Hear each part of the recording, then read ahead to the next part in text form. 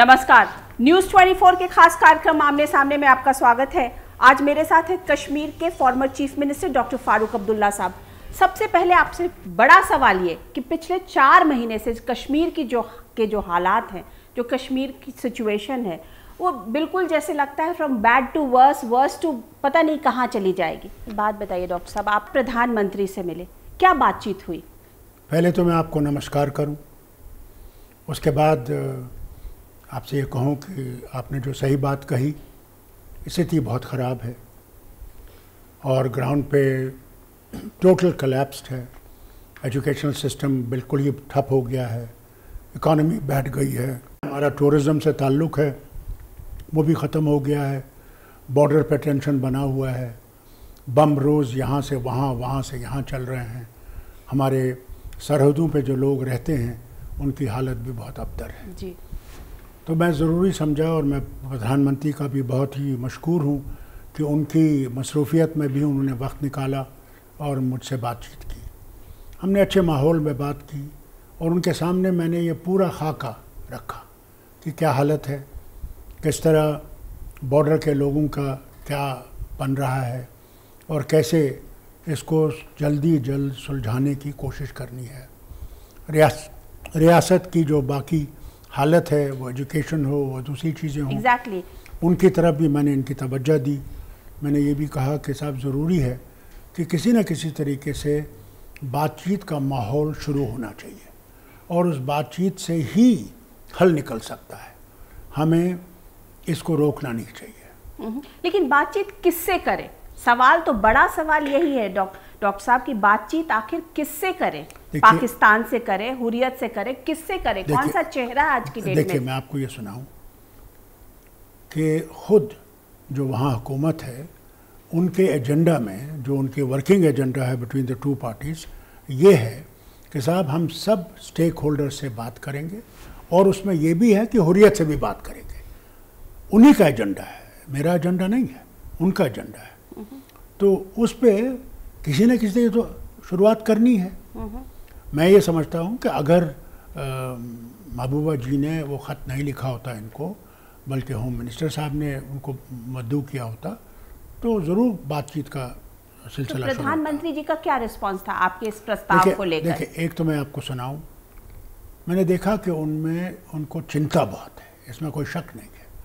वो सचमुच चिंतित हैं कि इस गुत्थी को सुलझाना है और इस गुत्थी को सुलझाने के लिए वो कदम उठाने वाले हैं। मुझे पूरा यकीन है कि वो पीछे बैठने वाले नहीं हैं, वो ही बिलीव्स इन एक्शन।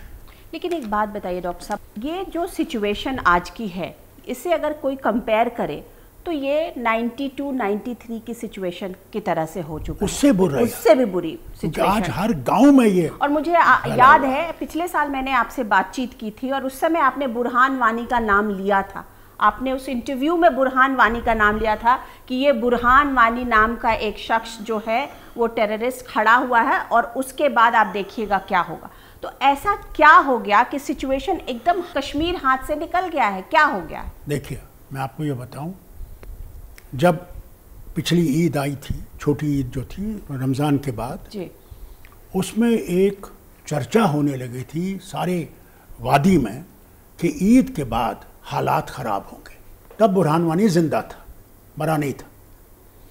जो ही बुरहान वानी मारा गया, ये एक चिंगारी थी, आग तो पहले से ही अंदर लगी हुई थी और वो आग फैल रही थी। उसको उभारने के लिए Burhan Wani became a target, कि वो एक सेंटर बन गया, मगर हालत ख़राब हो रही थी। अफसोस तो इस बात का है कि जो उम्मीदें खड़ी हो गई थी, जब पार्लियामेंट्री डेलीगेशन गया, हमारे राजनाथ सिंह जी गए, बातचीत का माहौल बनाया गया, तो एक उम्मीद बढ़ गई कि भाई कोई रास्ता निकलने वाला है। उसके साथ साथ जब उमर साहब की सदारत में सारे अपोजिशन पार्टीज़ का डेलीगेशन आया, उन्होंने हिंदुस्तान के सदर से बात की, उन्होंने प्राइम मिनिस्टर से बात की, तो और उम्मीदें बढ़ी कि भाई रास्ता निकलेगा। तो मगर कुछ अफसोस इस बात का है, किसने रोक दी बात? देखिए, अफसोस इस बात का है ना, मैं आपको ये बताऊं कि हमारे यहाँ मुल्क में रोज़ इलेक्शन आते हैं, एक दिन हो तो अब इलेक्शन हो, सारी जगह इलेक्शन आते हैं, तो सबके वो जो झुकाव हो जाता है वो फिर इलेक्शन जीतने की तरफ हो जाता है, और उसमें ये मुद्दा रह गया। आप बताइए, आपने और आज अगर आप कश्मीर की बात करते हैं तो आपको तो कहा जाता है कि आप एंटी नेशनल है। भाई किसी तरह की तो इसको सुधारना है। हाँ, आपने ये कहा कि बात होनी चाहिए, हुर्रियत से बात होनी चाहिए, और वो तो सबसे बात होनी चाहिए, पाकिस्तान से होनी चाहिए। देखिए पाकिस्तान तो है ही, आप खुद जानते हैं, वाजपेयी जी ने खुद कहा था कि दोस्त बदलाए जा सकते हैं, पड़ोसी बदलाए नहीं जा सकते। पड़ोसी के साथ या तो हम दोस्ती में रहेंगे और तरक्की करेंगे दोनों, या दुश्मनी में रहेंगे, उनकी तरक्की बैठ जाएगी, हमारी तरक्की सुस्त हो जाएगी। किसी न किसी तरीके से हमने इस गुत्थी को सुलझाना है। आपने कहा पाकिस्तान से, तो पाकिस्तान से तो प्रधानमंत्री ने जितनी बातचीत ये मैं मानता हूँ, ये मैं मानता हूँ, है ना, ये मैं उनको मानता हूँ। ओथ में बुलाया, उनके घर शादी में गए, बाहर खुद कहीं गए, गए, ये देखिए तो खुद गए, और यहाँ तक उनकी अम्मा के पैर छुए। हाँ। वहाँ फिर खाना टेबल पे नहीं बल्कि किचन में खाया, ये कोई कम बात नहीं है।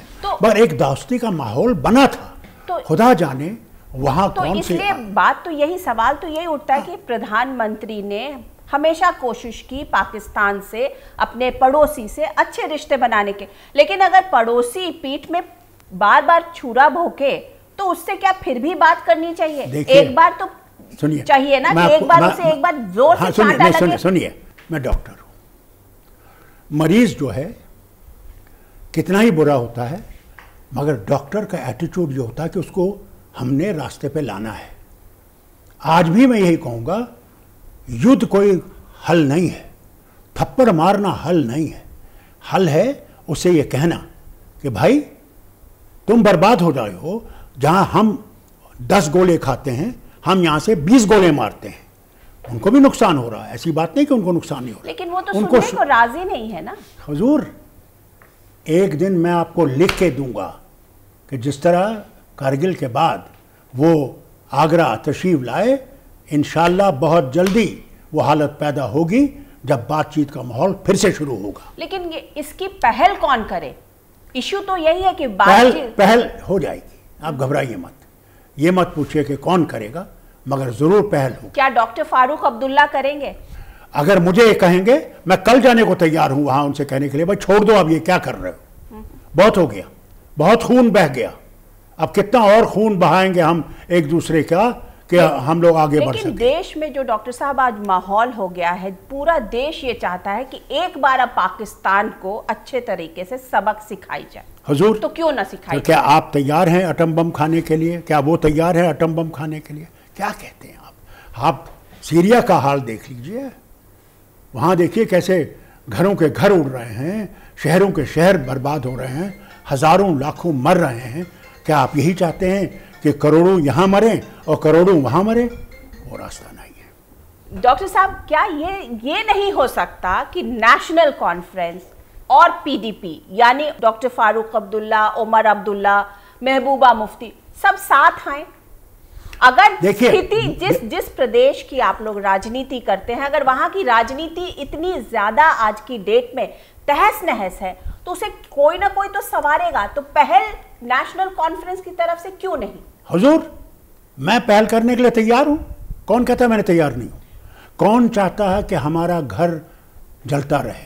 तो क्या आपने महबूबा से बात की? मैं आया हूं दिल्ली, इंशाल्लाह यहां से जाके, वो मुझसे मिलना चाहती थी, मैं ज़रूर यहाँ से जाके उनको कहूँगा आइए मेरे साथ चाय पीजिए कि हम लोग कोई रास्ता तो निकालें इस अपने घर को संभालने का। अगर हमारा घर सही होगा तो दुश्मन कैसे उसको बिगाड़ सकता है? जब घर ही अंदर से बिगड़ रहा होगा तो उनको मौका मिल जाता है। क्या आने वाले समय में नेशनल कॉन्फ्रेंस और पीडीपी एक साथ आ सकते हैं? देखिए, एक साथ आने का सवाल नहीं है, सवाल है घर को ठीक करने के लिए। उसमें नेशनल कॉन्फ्रेंस ही नहीं है, उसमें कांग्रेस भी है, उसमें कम्युनिस्ट भी हैं, उसमें दूसरी जमातें भी हैं जो चाहती हैं वहाँ अमन आए। हम लोगों को इकट्ठे कोशिश करनी चाहिए कि इस गुत्थी को सुलझाने के लिए हम इकट्ठे हैं, क्योंकि घर सबका जल रहा है, किसी अकेले का घर नहीं जल रहा है।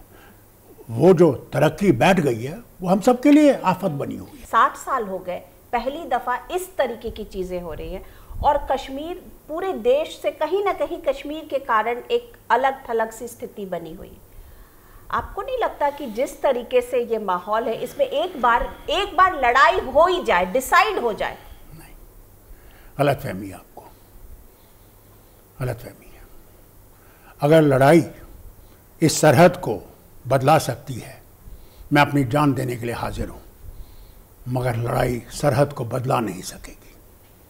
हमने कई लड़ाइयां देख ली जो उनने शुरू की थी, सरहद वहीं पे खड़ी है, मगर कितनी बर्बादी हुई। क्या आज ये देश या पाकिस्तान ये कर सकता है जहां के हम गरीबी को दूर करना चाहते हैं, बीमारी को दूर करना चाहती हैं, बर्बादी को दूर करना चाहते हैं? क्या लड़ाई उसका हल हो सकती है? लेकिन आपकी बात सुन कौन रहा है?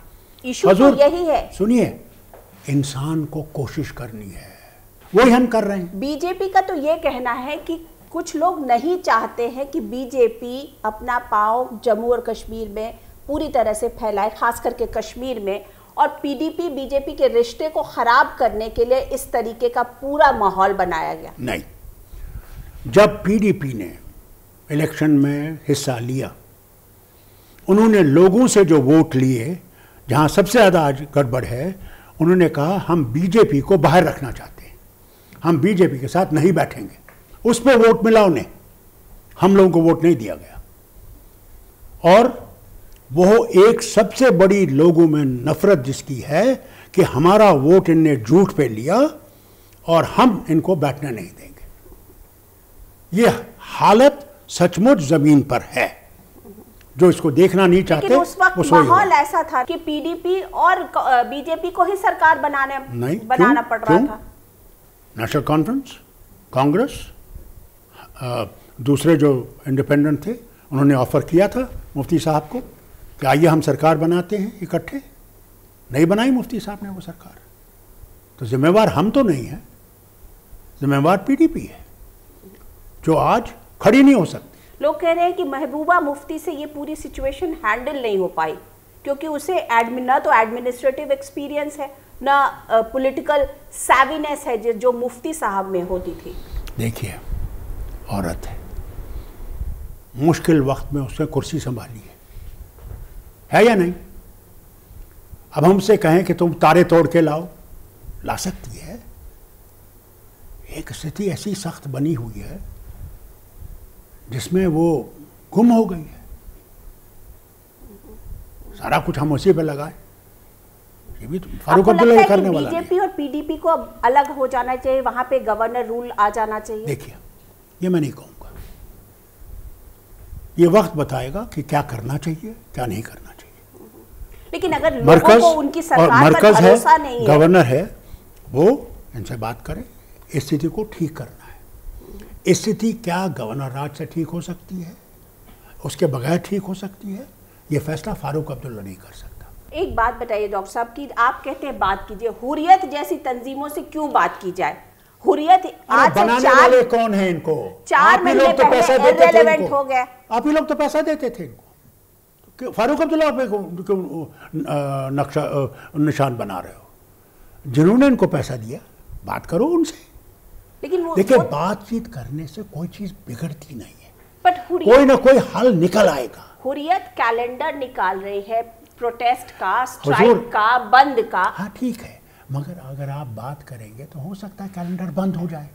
बात तो करो, we have to find some वे।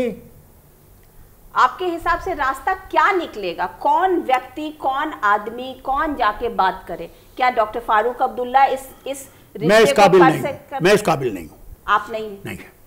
ये मरकज के ही किसी को बात करनी पड़ेगी, वो उनको शुरू करना पड़ेगा, क्योंकि हुर्रियत हम पे कभी ईमान नहीं लाएगी। तो क्यों हम पहले ही उनके सामने एक वो चेहरा रख दें जिसको कबूल लाएगी? क्या ये सरकार लाएगी? क्या मोदी सरकार आप पर भरोसा करेगी बातचीत करने? देखिए, फारूक अब्दुल्ला तो पहले ही कहता कि मैं बातचीत के काबिल नहीं हूं, तो काहे को भरोसा करेगी? उनको उसको लाना चाहिए जो उनको कबूल हो, जो सही बात करेगा और सही बात आगे पहुंचाएगा, क्योंकि फाइनली ग्राउंड तैयार करना है। ग्राउंड तैयार करने के लिए कुछ रास्ता चाहिए। ये जरूरी थोड़ा है कि सीधा ही हम प्रधानमंत्री से कहें आप बात करो, ये जो है राजनाथ सिंह से कहें सब बात करो। नहीं, पहले ग्राउंड तैयार करना। ये चीज़ ना करें जिस तरह पिछली दफ़ा वो गए थे, उनने रिफ्यूज़ किया पार्लियामेंट्री डेलीगेशन से मिलना, वो चीज़ नहीं होनी चाहिए। गलती कहाँ पे हो रही है? सिर्फ बातचीत नहीं करने में या ईगो एसेंस, क्या रहा है? ये मैं ऐसा डॉक्टर हूँ, मेरे पास कोई ऐसी मशीन अभी तक नहीं आई कि मैं लगा के बताऊँ कि कौन से बीमार है। देखिए, अब ईगो हो या क्या हो खुदा जाने, नहीं तो ईगो कहाँ रहा जब यशवंत सिन्हा गए, लेकिन बीजेपी ने अपने आप को उससे अलग थलग कर दिया, सरकार ने अलग थलग कर लिया। करना था क्योंकि इनका अलग रास्ता है तो करना था, मगर अल्लाह का शुक्र कीजिए कि किसी ने शुरुआत तो की, गए तो जब पार्लियामेंट्री डेलीगेशन के उन्हें दरवाजे बंद कर दिए, इनको मिले, प्यार से मिले, बातें की। पर पाकिस्तान से आज की डेट में कौन बात करेगा? पाकिस्तान के साथ जो रोज तो मतलब अभी हमारे हिंदुस्तान में भी बड़े पाकिस्तान के दोस्त हैं, वो बात कर सकते हैं, ढूंढने की जरूरत नहीं। लेकिन जब इस तरीके की रिलेशनशिप हो जाए कि एक दूसरे पर बिल्कुल भरोसा नहीं रहा। देखिए, मैं आपको ये बताऊंगा, कभी जब खावंद और बीवी में लड़ाई हो जाती है और ज़बरदस्त लड़ाई होती है कि बस टूटने पर आ गए हैं, तब ऐसे दोस्त भी होते हैं जो उनको मिलाने की कोशिश करते हैं, पारा कम करने की कोशिश भी करते हैं और ठंडा हो जाता है मामला। आज भी वही स्थिति है, इस मामले को ठंडा करना पड़ेगा। पाकिस्तान में भी स्थिति आज की डेट में ठंडी नहीं है ना, वहां पे भी इतने सारे एलिमेंट्स हैं, चाहे वो वहां की आर्मी हो, आईएसआई हो या non state actors like Hafiz Saeed हो, मौलाना मजहूर आज़ाद, हाँ वो हो, कोई भी हो, तो कोई तमाम एक्टर्स वहां भी काम कर रहे हैं। अरे भाई साहब, यहाँ कम एक्टर हैं। मैं आपको सुनाऊं ना एक बात, वेस्टेड इंटरेस्ट पैदा हो गया है, ये आपको मानना पड़ेगा। किसका? जो लोग जहाज बेचना चाहते हैं, जो बंदूकें बेचना चाहते हैं, जो इससे पैसा बनाना चाहते हैं हमारे खूनों पे, वेस्टेड इंटरेस्ट है। मतलब वो चाहते हैं कि झगड़ा, अब नाम मत लीजिए मुल्क का। मैं नाम नहीं ले, मैं ये पूछ रही हूँ कि क्या आपको लगता है कि भारत के अंदर भी कुछ ऐसे लोग हैं जो अपनी वेस्टेड इंटरेस्ट के कारण इस लड़ाई के लिए पुश कर रहे हैं? यहाँ ही नहीं, उधर भी हैं, दुनिया में हर जगह ऐसे लोग हैं जो उनको खून का सौदा करने के लिए तैयार है। उन्हें तो अपने धन से, उन्हें माया से मोहब्बत है, लक्ष्मी से मोहब्बत है। उनको क्या है, आप मरे हो या मैं मरूं या कोई लाख मरे, उनको क्या है इससे। वैसे लोग हैं, शैतान रहेगा। बट एक बात तो आप मानेंगे डॉक्टर साहब कि पूरे देश में सर्जिकल स्ट्राइक के बाद एक माहौल तो बना है नेशनलिज्म का, पूरे देश को एक साथ आने का। मुझे ये बताइए, क्या कभी हिंदुस्तान में नेशनलिज्म में कमी हुई है? क्या कभी आपने देखा कि हिंदुस्तानी ये कहेगा कि मैं हिंदुस्तानी नहीं हूँ, कि मैं बर्बादी के लिए तैयार हूँ? हिंदुस्तानी हर वक्त हिंदुस्तानी रहा है और हिंदुस्तान की तरक्की के लिए अपनी जान भी देगा। मगर एक चीज़ जो हिंदुस्तान में हमारा बेड़ा गर्क कर रही है, जो तनाव पैदा हो रहा है हिंदू और मुसलमान में, अगर हम ये तनाव दूर नहीं करेंगे तो आज तो कश्मीर में ही आग लगी है, खुदा न खास्ता ये ना हो कि सारे भारत में आग लग जाए, उसकी तरफ कोई देख नहीं रहा है। सर्जिकल स्ट्राइक पर शिव शंकर मेनन जो पहले एनएसए थे, नेशनल सिक्योरिटी एडवाइजर, उनकी किताब आ रही है, उसमें शायद उन्होंने जिक्र किया है कि 26/11 मुंबई पे हमले के बाद पाकिस्तान पर सर्जिकल स्ट्राइक की जाए और उनके जो टेरर कैंप्स हैं उनके ऊपर स्ट्राइक की जाए। आप उस वक्त साथ में थे, सरकार के साथ में थे, क्या ऐसी कोई बात कैबिनेट में आई थी? जी नहीं, ये चीज़ें कन्फाइंड थी to the cabinet committee on security. जो उसके मेंबर थे उन्हीं तक ये महदूद था, हम लोग उसमें नहीं थे। आप लोगों को पता होता था कि ऐसी हुई? वो भी मारते थे, हम भी मारते थे, ये तो कोई नई बात नहीं है, ये तो होता था। ये तो जब से हिंदुस्तान पाकिस्तान का झगड़ा हुआ है, वो कभी इधर आते थे, हम कभी उधर जाते थे, ये होता रहा है। हाँ, ऐसी बात नहीं है। मगर एक चीज़ मैं आपको बताऊं जो कोई नहीं सोचता, अगर हिंदुस्तान और पाकिस्तान में खुदा न खास्ता कभी लड़ाई हुई तो एक बात याद रखिएगा, कश्मीर का मसला दुनिया के ऊपर फिर से शुरू हो जाएगा यूनाइटेड नेशन में, और सिक्योरिटी काउंसिल में इस पे बहुत ज़बरदस्त मुश्किलात आएंगे। लेकिन आज की डेट में नरेंद्र मोदी और मोदी जी की सरकार ने पाकिस्तान को कश्मीर के मसले पर तो अलग थलग कर दिया है। इंटरनेशनली सुनिए नवाज शरीफ ने पूरी कोशिश की उसको यूएन में उठाने की, लेकिन किसी ने तवज्जो नहीं दिया। सुनिए, अगर आप इस पे मुझे ले जाना चाहते हैं तो मैं आपसे ये कहूँगा, गोवा में मीटिंग हुई अभी 5 नेशंस की, हाँ, चीन भी वहाँ था। क्या चीन ने कबूल किया कि आप पाकिस्तान को एक टेररिस्ट स्टेट डिक्लेयर करें? किया? उनके तो इकोनॉमिक वो तो कहता नहीं जनाब, वो तो कहता है अरुणाचल ले जाऊंगा। वो तो आज भी आपके ऊपर और हमारे ऊपर ये कहता है कि अरुणाचल मेरा हिस्सा है, ये भूलिए मत। इतना आसान नहीं है। आजकल दुनिया में मुल्कों के दोस्त भी हैं और मुल्कों के दुश्मन भी हैं।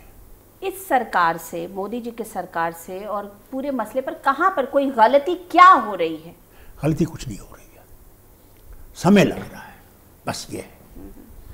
इस समय को कम करने की जरूरत है। वो अपने हिस्से को देख रहे हैं कि बर्बाद हो रहा है, बेचैनी है। इस बेचैनी को दूर करने के लिए वो स्वयं लगे हुए हैं, मगर थोड़ा सा समय ज्यादा लग रहा है।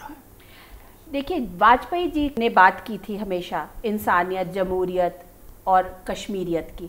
मोदी जी भी जब पिछले साल जब गए थे दिवाली पे, और कौन कहता नहीं, उन्होंने भी कहा, यही बात कही, और अभी भी इसी बात पर स्टैंड करते हैं। तो कहीं कोई जिसे कहते हैं दुराव तो है नहीं सोच में? कौन कहता क्या बात है कि लोग आज की डेट में भी वाजपेयी जी को याद कर रहे हैं कश्मीर के लिए? मैं खुद वाजपेयी जी को याद करता हूँ। क्या कभी आप जिंदगी में ये सोच सकते थे कि आरएसएस का आदमी पाकिस्तान जाएगा? आज नहीं, जब वजीर आजम था, जब फॉरेन मिनिस्टर था, मैं कभी जिंदगी में नहीं सोच सकता था कि वाजपेयी जी पाकिस्तान जाएंगे। दूसरे, कभी आप ये सोच सकते थे निशाने पाकिस्तान के पास वाजपेयी जी खड़े होकर ये कहें, ऐ पाकिस्तानियों, मैं भारत का वजीर आज़म हूँ और तुमसे कहता हूँ कि हम पाकिस्तान कबूल करते हैं, हमारे साथ दोस्ती में रहिए? कभी सोच सकते थे आप? जब वापस आए, कारगिल हुआ, जिस दिन गए 22 हिंदू मेरे जम्मू में, रजौरी में कत्ल हो गए। हमने वो कत्ल कबूल किया कि एक बड़ी दोस्ती के लिए। तो क्या आज भी हम कहते हैं फारूक अब्दुल्ला भी मरने के लिए तैयार है, मगर दोस्ती के सिवा कोई रास्ता नहीं है। नहीं, लेकिन क्या दोस्ती के नाम पर पाकिस्तान चाटे मारता चला जाए और हम दोस्ती की बात करते रहे? आप भी मार रहे हो, वो 10 गोले मार रहे हैं, आप 40 गोले मार रहे हो, 50 गोले मार रहे हो। आपकी चैनल अगर हमारे पाकिस्तान के वजीर आज़म और उनके जनरल देख रहे हैं तो मैं उनसे कहना चाहता हूँ, कब तक मारते रहोगे? ठहर जाओ, रुक जाओ। वो दिन नहीं दूर है जब तुमने भी खुदा के सामने जाना है और तुमसे पूछेगा तुमने उनके अवाम के साथ क्या किया, जैसे हमसे पूछेगा। ऐसे उनसे कहता हूं, ये दुश्मनी छोड़ दो। एग्जैक्टली, किसी ने ये सोचा नहीं था कि मोदी जी जिस दिन ओथ लेंगे उस दिन वो नवाज शरीफ को as a guest of honour बुलाएंगे। सुनिए, लेकिन इसका दिल बहुत बड़ा है, इसका दिल बहुत बड़ा है। वो भी आया, जबकि उसको फौज ने कहा था नहीं, फौज को उधर छोड़ के वो आया। सोच तो इसी बात का है कि वहाँ मालिक 2 हैं, यहाँ मालिक 1 है, मोदी। वहाँ मालिक फौज भी है और हुकूमत भी है। अब कौन ताकतवर है वो आप खुद सोचिए। आपको क्या लगता है कि 6-8 महीने, कितने दिन में कश्मीर का मसला बैक टू नॉर्मलसी आएगा? अगर अल्लाह ने चाहा और मोदी जी ने कदम उठाए तो इंशाअल्लाह बहुत जल्दी हो जाएगा।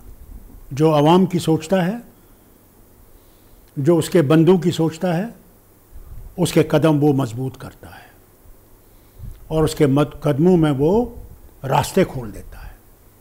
और मुझे आज उम्मीद है इनसे मिलकर कि वो दिन दूर नहीं है। डॉक्टर फारूक अब्दुल्ला, हमसे आमने सामने में बात करने के लिए आपका बहुत शुक्रिया।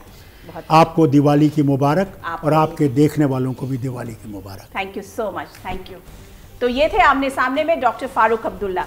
मैं अनुराधा प्रसाद, किसी और पर्सनालिटी के साथ आपसे फिर मिलती हूँ, तब तक के लिए नमस्कार।